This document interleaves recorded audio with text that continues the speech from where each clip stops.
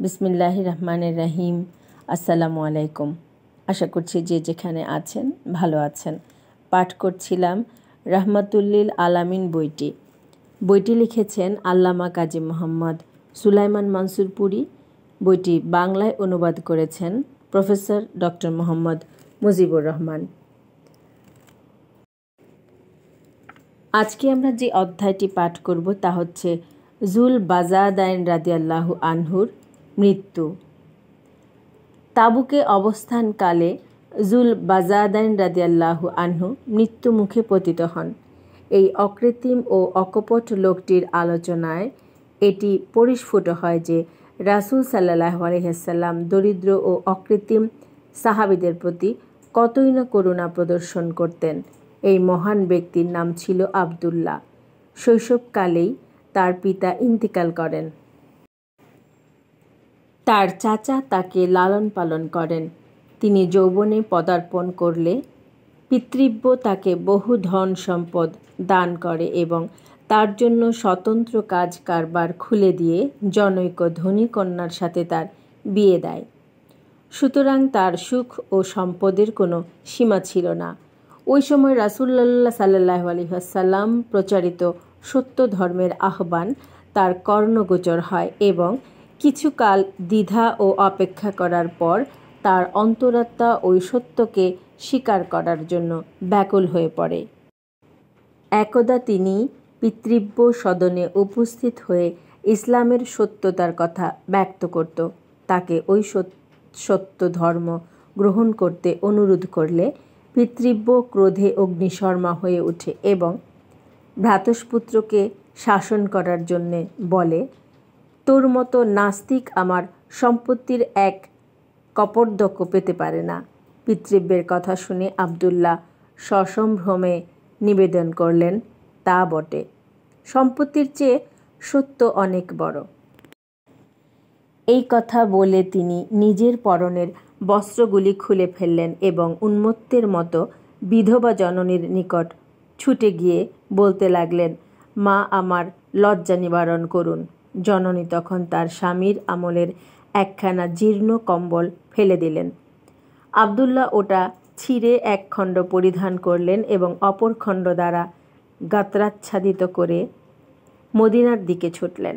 নবী করিমের মসজিদের দ্বার দেশে উপস্থিত হলে এই উদ্ভ্রান্ত প্রেমিকের মুখ দেখেই সমস্ত ব্যাপার বুঝতে পেরে জিজ্ঞেস করলেন, তুমি কে?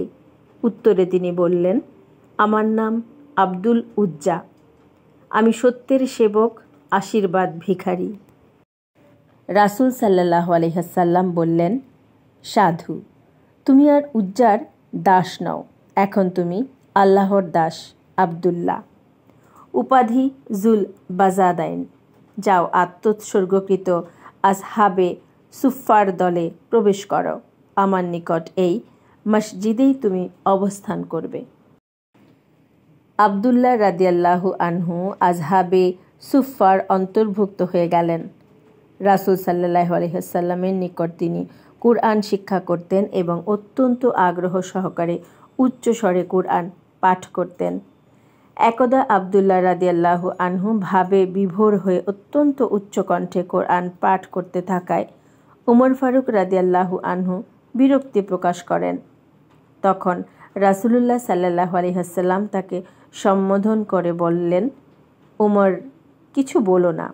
এই আবেগের কল্যাণেই তো সে নিজের যথা সর্বস্ব বিসর্জন দিতে সমর্থ হয়েছে। আবদুল্লাহ রাদিয়াল্লাহু আনহুর সামনে তাবুক যুদ্ধের প্রস্তুতি চলতে লাগলো। তখন রাসূলুল্লাহ সাল্লাল্লাহু আলাইহি ওয়াসাল্লামের খিদমতে এসে আর্জ করলেন, হে আল্লাহর রাসূল সাল্লাল্লাহু আলাইহি ওয়াসাল্লাম, দোয়া করুন, আমিও যেন আল্লাহর পথে শহীদ হয়ে যাই। নবী করিম সাল্লাল্লাহু আলাইহি ওয়াসাল্লাম তাকে বললেন, যাও, কোনো গাছের বাকল নিয়ে এসো। তিনি বাকল নিয়ে এলে রাসূল সাল্লাল্লাহু আলাইহি ওয়াসাল্লাম ওটা তার বাহুতে বেঁধে দিয়ে পবিত্র মুখে বললেন, হে আল্লাহ, আমি কাফিরদের উপর এর রক্ত হারাম করছি। আবদুল্লাহ রাদিয়াল্লাহু আনহু বললেন, হে আল্লাহর রাসূল সাল্লাল্লাহু আলাইহি ওয়াসাল্লাম, আমি তো শহীদ হতে চাই। রাসূল সাল্লাল্লাহু আলাইহি ওয়াসাল্লাম বললেন, যদি তুমি জিহাদের নিয়তে বের হও, অতঃপর তুমি জ্বরে আক্রান্ত হয়ে মারা যাও, তাহলেও তুমি শহীদই হবে। তাবুক পৌঁছে এটাই ঘটল যে আবদুল্লাহ রাদিয়াল্লাহু আনহু ভীষণ জ্বরে আক্রান্ত হলেন এবং শেষে তিনি ইন্তেকাল করলেন। বিলাল ইবনু হারিস মুজানি রাদিয়াল্লাহু আনহু বর্ণনা করেছেন যে তিনি স্বচক্ষে আবদুল্লাহ রাদিয়াল্লাহু আনহুর দাফনের অবস্থা দেখেছেন। তখন রাত্রি ছিল। আবু বকর রাদিয়াল্লাহু আনহু ও উমরের রাদিয়াল্লাহু আনহুর ন্যায় মহাজনদ্বয় তাকে কবরে নামাচ্ছিলেন এবং বিলাল রাদিয়াল্লাহু আনহু প্রদীপ হাতে দণ্ডায়মান ছিলেন। এমন সময় রাসূলুল্লাহ সাল্লাল্লাহু আলাইহি ওয়াসাল্লাম ব্যাকুল কণ্ঠে বলে উঠলেন, সসম্ভ্রমে সসম্ভ্রমে তোমাদের ভ্রাতাকে সসম্ভ্রমে নামাও। একথা বলতে বলতে তিনি স্বয়ং কবরে নেমে পড়লেন এবং নিজ হস্তে তার দেহ কবরে স্থাপন করলেন। অতঃপর তিনি দোয়ার মধ্যে বললেন, হে আল্লাহ, আজকের সন্ধ্যা পর্যন্ত আমি তার প্রতি সন্তুষ্ট থেকেছি, সুতরাং আপনিও তার প্রতি সন্তুষ্ট থাকুন। ইবনু মাসউদ রাদিয়াল্লাহু আনহু বলেন, যদি আমাকে এই কবরে স্থাপন করা হতো তাহলে কতই না ভালো হতো।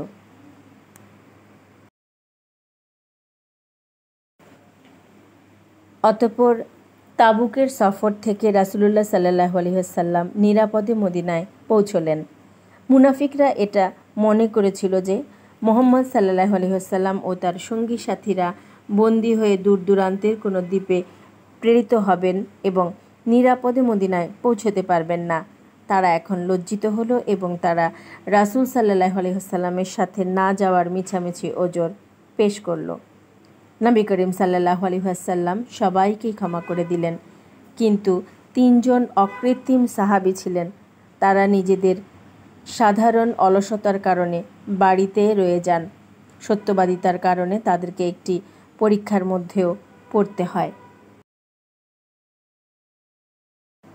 তাদের মধ্যে একজন বুজুর্গ সাহাবী নিজের সম্পর্কে যা কিছু নিজের ভাষায় বর্ণনা করেছেন তা হচ্ছে, আনসারী রাদিয়াল্লাহু আনহু, তিনি ওই ৭৩ জন প্রথম শ্রেণীর মুসলিমদের একজন যারা আকাবার দ্বিতীয় বায়াতে হাজির ছিলেন। তিনি বিশিষ্ট কবিদের মধ্যেও একজন ছিলেন।